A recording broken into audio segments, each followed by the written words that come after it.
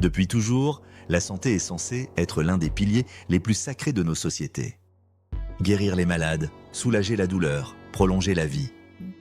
Mais quand l'argent entre en jeu, les choses changent.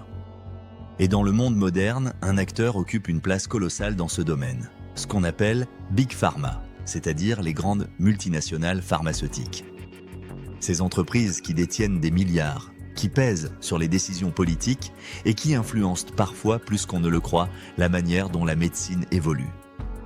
Alors posons-nous une question simple. Quand la santé devient un business avant tout, que reste-t-il du serment d'Hippocrate qui place la vie et le bien-être des patients au-dessus de tout?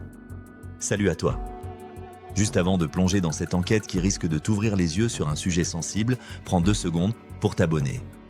Ici je cherche, je fouille, je mets en lumière ce qu'on ne te dit pas toujours clairement. Ton clic, c'est ton arme pour soutenir ce travail indépendant. Merci.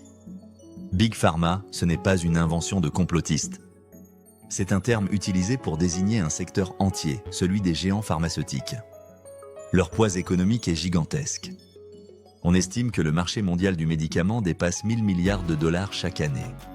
Certaines de ces entreprises ont des budgets supérieurs à ceux de pays entiers. Elles n'hésitent pas à investir massivement pour protéger leurs intérêts. Lobbying politique, campagne de communication, bataille juridique. Leur objectif affiché est noble, développer de nouveaux traitements, sauver des vies. Mais leur objectif réel, comme toute multinationale, reste le profit. Et c'est là que le problème commence. Prenons un peu de recul historique. Au départ, les laboratoires pharmaceutiques étaient des petites structures, souvent créées par des chimistes passionnés qui cherchaient à mettre au point des remèdes efficaces. Mais au fil du XXe siècle, les choses basculent. Avec la révolution industrielle et l'explosion de la chimie organique, les médicaments deviennent un marché colossal. Les vaccins, les antibiotiques, les antidouleurs, autant d'avancées qui transforment la médecine. Des millions de vies sont sauvées. Personne ne peut le nier. Mais très vite, ces découvertes sont intégrées dans un système économique où chaque pilule devient un produit, chaque traitement une marchandise, chaque patient un client potentiel. Ce glissement change tout. Car quand la logique commerciale domine, la priorité n'est plus forcément la santé publique, mais la rentabilité.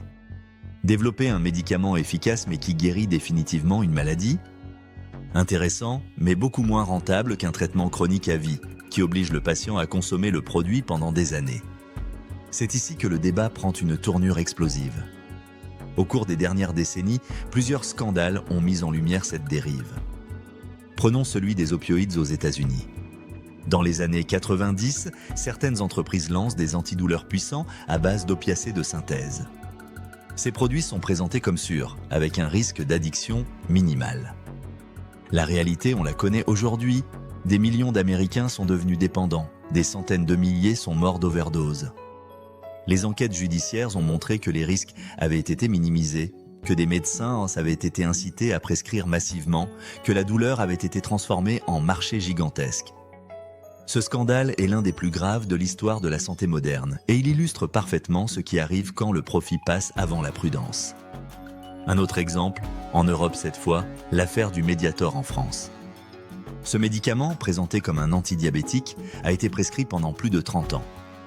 Or, il s'avère qu'il pouvait provoquer de graves atteintes cardiaques. Des milliers de patients ont été victimes. Le scandale a révélé que des signaux d'alerte existaient depuis longtemps, mais qu'ils avaient été ignorés ou minimisés. Pourquoi? Parce que le médicament rapportait trop. On pourrait aussi citer l'affaire du Vioxx, un anti-inflammatoire mis sur le marché dans les années 90. Retiré en 2004, il est soupçonné d'avoir provoqué des dizaines de milliers de crises cardiaques. Là encore, des documents internes ont montré que certains risques étaient connus, mais n'avaient pas été suffisamment mis en avant. Ces exemples ne signifient pas que tous les médicaments sont dangereux, ni que toutes les entreprises sont mal intentionnées. Mais ils révèlent un mécanisme inquiétant. Quand l'éthique médicale entre en conflit avec les profits, ce sont souvent les patients qui paient le prix. Derrière ces scandales, il y a aussi une question de pouvoir politique. Le lobbying pharmaceutique est l'un des plus puissants au monde. Aux États-Unis, il dépense chaque année des milliards de dollars pour influencer les lois, les régulations, les décisions de remboursement. En Europe aussi, ce secteur pèse lourd. Des experts qui siègent dans des commissions publiques peuvent avoir travaillé ou travailleront pour des laboratoires. Des ministres de la Santé rejoignent des conseils d'administration après leur carrière. Tout cela crée une zone grise où l'intérêt public et l'intérêt privé s'entremêlent dangereusement. Un autre levier de contrôle, ce sont les brevets.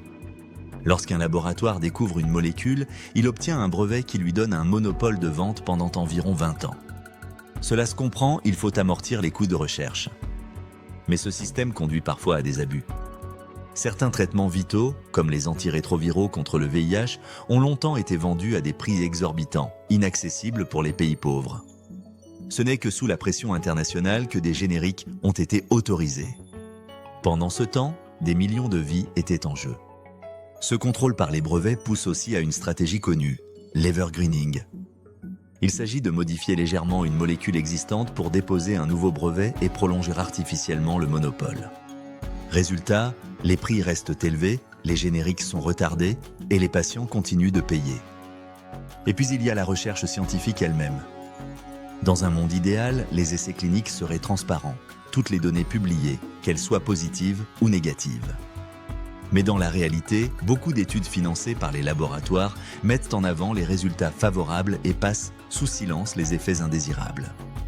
Des chercheurs ont montré que la littérature médicale souffre d'un biais de publication massif. Les médicaments paraissent plus efficaces qu'ils ne le sont réellement, tout simplement parce que les données négatives restent dans les tiroirs. Tout cela a des conséquences directes sur nous, les patients. Nous faisons confiance à notre médecin qui lui-même se fie aux recommandations officielles, souvent rédigées par des experts liés à l'industrie. Nous payons des médicaments parfois hors de prix, sans toujours savoir que leur coût réel de production est dérisoire par rapport au prix de vente. Nous consommons parfois des traitements dont l'efficacité est contestée parce qu'ils ont été promus plus qu'évalués. Le système de santé lui-même en souffre. Dans beaucoup de pays, les dépenses liées aux médicaments représentent une part énorme du budget. Chaque euro dépensé pour un traitement trop cher, c'est un euro de moins pour l'hôpital, pour la prévention, pour la recherche indépendante. Ce déséquilibre contribue à la crise des systèmes de santé. Manque de moyens, pénurie de personnel, hôpitaux saturés. Mais il faut être honnête, Big Pharma n'est pas qu'un ennemi. Ces entreprises ont aussi sauvé des millions de vies. Les vaccins ont éradiqué des maladies comme la variole, réduit drastiquement la poliomyélite. Les antibiotiques ont transformé notre espérance de vie. Les traitements contre le VIH ont transformé une maladie mortelle en affection chronique. La recherche sur le cancer a permis des progrès incroyables. Tout cela, ce sont aussi des fruits de l'industrie pharmaceutique. Alors comment comprendre ce paradoxe? Peut-être ainsi, Big Pharma est un secteur à deux visages. D'un côté, il apporte des avancées extraordinaires. De l'autre, il est prisonnier d'une logique économique qui peut déraper. Le problème n'est pas le médicament en soi, mais le système qui le transforme en produit de consommation comme un autre. Certains experts proposent des solutions. Plus de transparence sur les essais cliniques, interdiction des conflits d'intérêts, encadrement plus strict du lobbying, encouragement de la recherche publique indépendante. D'autres suggèrent de repenser totalement le modèle économique, en finançant la recherche par des fonds publics et en laissant les brevets libres. Mais ces réformes se heurtent à un obstacle majeur, la puissance financière et politique des géants pharmaceutiques. Il existe aussi des signaux positifs. Ces dernières années, la pression des citoyens, des ONG, des associations de patients a permis d'obtenir plus de génériques, plus de transparence, plus de débats publics.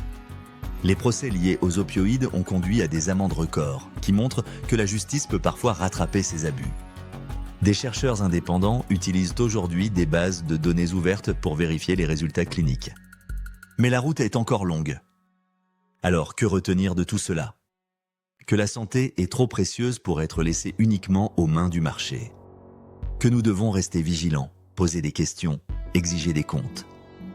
Que les médicaments sont une bénédiction, mais que leur gestion actuelle peut être une malédiction si nous fermons les yeux. Le vrai défi, ce n'est pas de diaboliser Big Pharma, mais de comprendre ses mécanismes, ses forces et ses dérives pour construire un système plus juste. Parce qu'au bout de la chaîne, il ne s'agit pas de chiffres ou de profits, mais de vies humaines. Merci d'avoir suivi cette enquête jusqu'au bout. Si tu veux que ces vérités sans filtre continuent d'être mises en lumière, partage cette vidéo, abonne-toi et fais-la découvrir autour de toi. Ensemble, on peut faire en sorte que l'information circule et que les abus ne restent pas cachés. À bientôt, merci.